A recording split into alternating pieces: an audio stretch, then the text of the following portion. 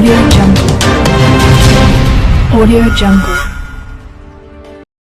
అనకాపల్లి జిల్లా నర్సీపట్నంలో పెన్షన్లు పంపిణీ చేసిన స్పీకర్ చింతకాయల అయ్యన్న పాత్రుడు నర్సీపట్నం మండలం ధర్మసాగరంలో పెన్షన్ల పంపిణీ కార్యక్రమంలో పాల్గొన్న స్పీకర్ చింతకాయల అయ్యన్న పాత్రుడు అనంతరం మీడియాతో మాట్లాడుతూ ఎన్నికల్లో ఇచ్చిన హామీ మేరకు పెన్షన్ల పెంపు అమలవుతుందని చెప్పారు.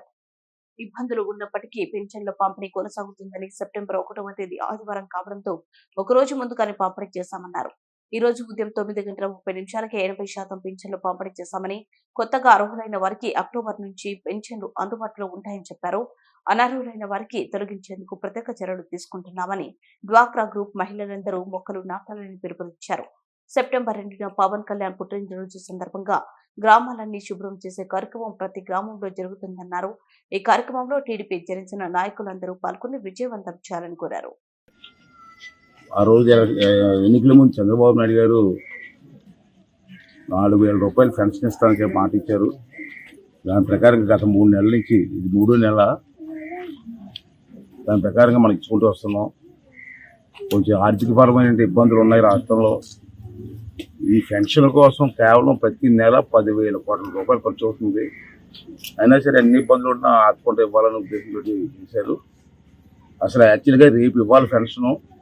రేపు ఆదివారం వచ్చింది సెలవు కాబట్టి ఒక రోజు ముందే ఇచ్చేద్దామని చెప్పి మేము నిర్ణయం తీసుకొని మరి ఈ రోజు ఇవ్వడం జరిగింది. అధికారులు అందరినీ కోరితే ఏంటంటే ఇవాళ సాయంత్రం ఎంత లేట్ అయినా ఈరోజు పూర్తి అయిపోవాలా. ఈరోజు పూర్తి అవ్వకపోతే ఏమన్నా 10-20 మిగిలిపోతే మళ్ళీ రేపు ఇవ్వడానికి అవ్వదు. సోమవారం ఇవ్వాలి. మళ్ళీ రేపు ఆదివారం సెలవు వచ్చింది కాబట్టి అంటే వీళ్ళంత వరకు ఈవేళ దీన్ని కంప్లీట్ చేయాలని చెప్పి అధికారులు అందరినీ కోరుకుంటున్నాను. దానికి నాయకులందరూ సపోర్ట్ చేస్తున్నందుకు చాలా సంతోషం. రాష్ట్ర వ్యాప్తంగా ఇప్పటికే ఎంత పర్సెంటేజ్ నంబరు 80% అయిపోయింది. 9:30కే అంటే సాయంత్రం లోపల అయిపోవచ్చు. అంటే రాష్ట్ర వ్యాప్తంగా ఉమ్మడి ప్రభుత్వంలో అనుకున్న టైం ప్రకారంగా అందరికీ పెన్షన్ ఇస్తున్నటువంటి నాయకులందరికీ, కార్యకర్తలకి, ప్రజలందరికీ కూడా ప్రభుత్వం తరపున ధన్యవాదాలు తెలియజేస్తున్నాను. ఇది కంటిన్యూ ప్రాసెస్. ప్రతి నెల కూడా ఈ కార్యక్రమం చేయాలని చెప్పి ఉద్దేశంలో ఉన్నాం. మొన్న చంద్రబాబు గారితో నేను మాట్లాడడం జరిగింది. దాంట్లో కొన్ని ఇంకా కొంతమందికి ఇవ్వాల్సిన అవసరం ఉంది. బహుశా సెప్టెంబర్ నెల నుంచి అంటే వచ్చే నెల నుంచి సెప్టెంబర్ ఎండింగ్ నుంచి కూడా కొత్త వాళ్ళు కొంతమంది ఉండిపోయారు ఇంకా అర్హులు. వాళ్ళకి కూడా ఇవ్వాలని చెప్పి, అలాగే అర్హత లేని వాళ్ళని కూడా తొలగించాలని చెప్పి కూడా నిర్ణయం తీసుకున్నాం. అది న్యాయం. అది అంటే అది కూడా చేస్తున్నాం. 2వ తేదీ అర్హులు ఉన్న వాళ్ళకి కూడా అక్టోబర్ 2వ తారీఖు రేపు గాంధీ జయంతి వస్తుంది కాబట్టి గాంధీ జయంతి నుంచి మళ్ళీ కొత్త వాళ్ళకి కూడా మరి పెన్షన్లు ఇవ్వాలని చెప్పి కూడా నిర్ణయం తీసుకోవడం జరిగింది. 2వ తేదీ ఇక్కడ అందరూ పెద్దలందరూ ఉన్నారు. రేపు 2వ తారీఖున ఈ నెల 2వ తారీఖునే పవన్ కళ్యాణ్ గారి పుట్టినరోజు. ఆ సందర్భంగా ఒక నిర్ణయం తీసుకోవడం జరిగింది. మంచి కార్యక్రమం. ప్రతి పంచాయతీల్లోని ఇవాళ సుమారు మనకు 14,000 పంచాయతీలు సుమారు ఉన్నాయి రాష్ట్రంలో. 2వ తారీఖున ప్రతి పంచాయతీలోని కూడా ఊరంతా క్లీన్ చేసి చెత్త అంతా ఎత్తి ఊరంతా క్లీన్ చేయాలని చెప్పి, కాలువలన్నీ క్లీన్ చేయాలని చెప్పి ఒక నిర్ణయం తీసుకోవడం జరిగింది. రేపు 2వ తారీఖు నుంచే ఆల్రెడీ పంచాయతీలకు కూడా కొన్ని డబ్బులు ఇవ్వాలని చెప్పి నిర్ణయం తీసుకోవడం జరిగింది.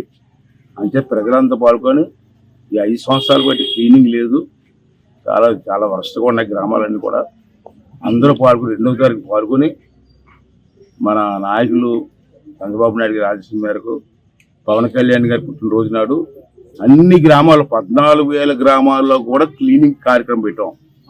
అంటే మీరందరూ కూడా పాల్గొని మన ఊరిని మనం శుభ్రం చేసుకోవడం కోసం ఆ కార్యక్రమంలో పాల్గొవలసిందిగా ప్రతి ఒక్కరిని కోరుకుంటూ, అలాగే తెలుగుదేశం పార్టీ నాయకుల్ని, కార్యకర్తలందరినీ కూడా తప్పనిసరిగా 2వ తారీఖున ఈ కార్యక్రమంలో పాల్గొని విజయవంతం చేయవలసిన అవసరం ఉంది.